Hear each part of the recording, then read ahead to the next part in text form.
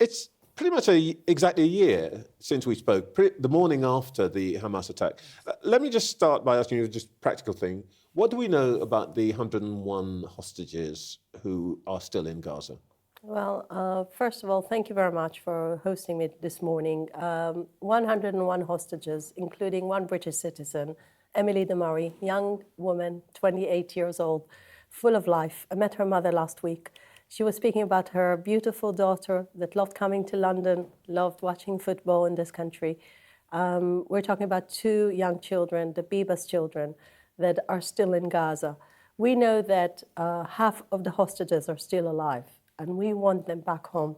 And Israel said yes 3 times to Biden's proposal to a hostage deal, and we expect the international community to put all its pressure on Hamas, on the leadership, on the people that influence Hamas, because it's time for them to be home. You say you know that half of them are alive, and obviously I'm not going to ask you how you know that. From testimonies of people that were released. As you know, Israel made few military operations to release some of the hostages, so the latest we know is from testimonies and intelligence, including great cooperation with the British intelligence. So how do you respond to the accusation that's made by some of the families of these hostages that the Israeli government has put its war aims, wider war aims, before the lives of the remaining hostages? There is no doubt that the thing that the Israeli government wants more than anything is to bring back our people.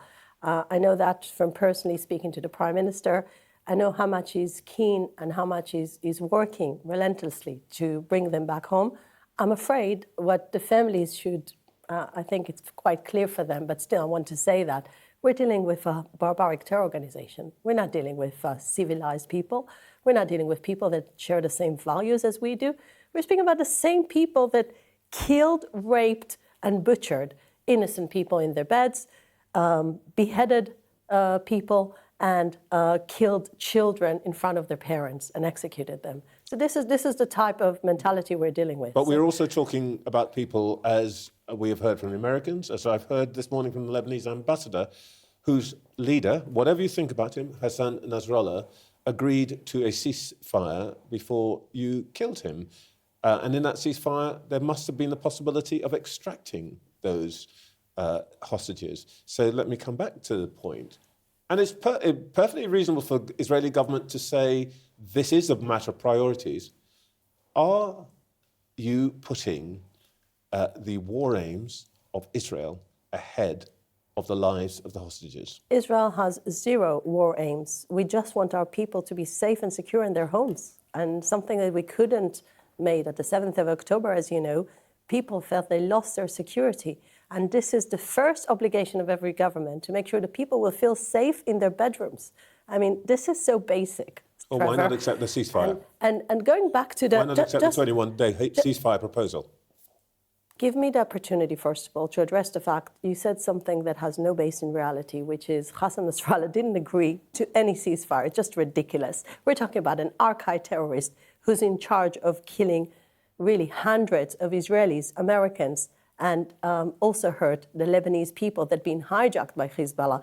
So let's not speak about the good intentions of a terror organization. They have 0 good intentions. Since the 8th of October, they've been firing over 10,000 rockets on innocent Israelis. Houses were destroyed, and 12 children were killed and butchered in a football game. This is something that we cannot accept. No country would have accepted that. And you know something? Just last Tuesday, we saw 180 ballistic missiles coming from Iran attacking direct civilian population in the center of Israel, in Jerusalem, in Tel Aviv. Can you imagine your government not responding to even one missile being fired on London? I doubt that. I really doubt that. Yeah, you know that I'm not asking the question because I think that there are good intentions on somebody's part. I'm just dealing with what we understand to have been an offer. But let's talk about the way that Israel has, in a sense, prosecuted this. In what way does the series of strikes in Lebanon and the possible or the threat of invasion of Lebanon avoid a repetition of what happened last year and make Israelis safer? Very, very simple to explain that. Hezbollah had a plan. We just exposed that. The IDF spokesperson just showed the underground tunnel that was supposed to go into Israeli villages and to commit exactly the same invasion and brutalic attack on innocent civilians. So the 7th of October was a plan that Hezbollah had to commit on our Galilee, on our northern border.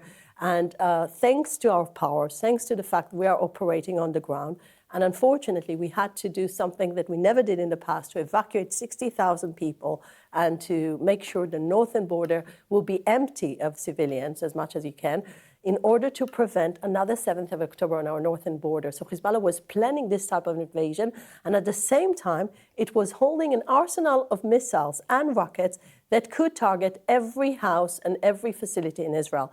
And this is something we eliminated in the last operation that Israel did.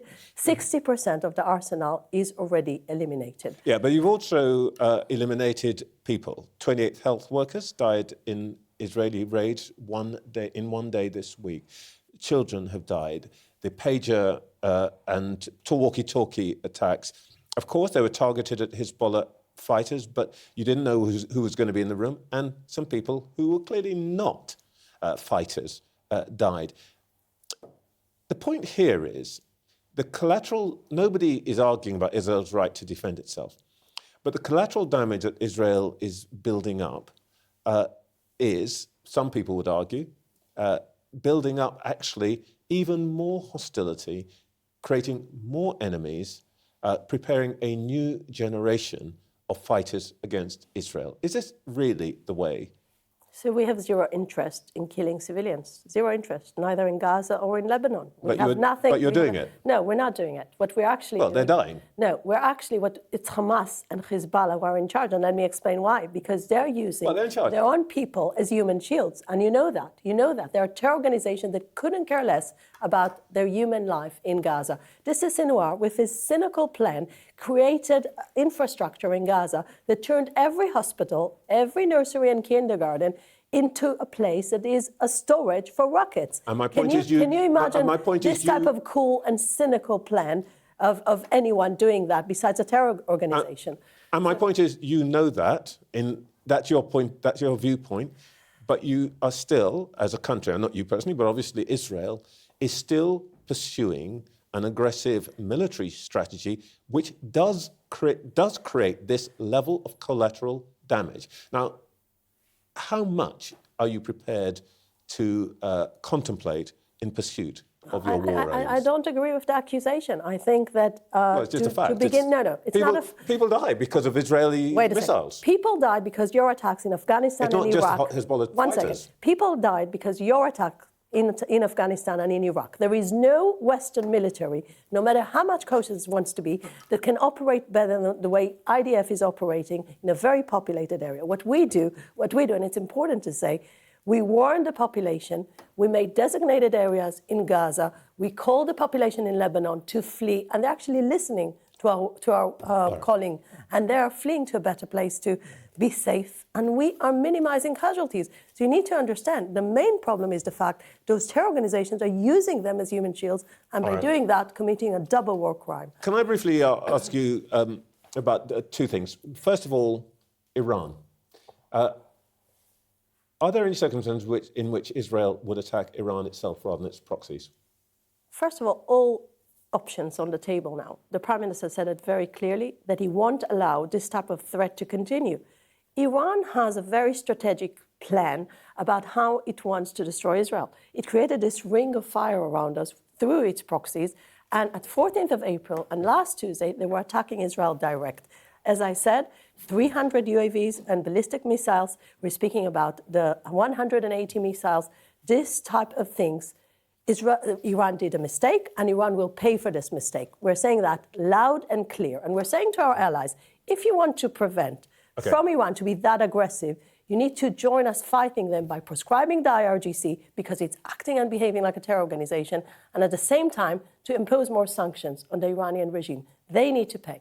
Very, very briefly, how worried are you about the impact of all of this on the Jewish community here in the UK, which is The Jewish community is being under a threat for the last few years. And I mean, I'm part of this community. I know because I go to the synagogue and I share with my friends their concern.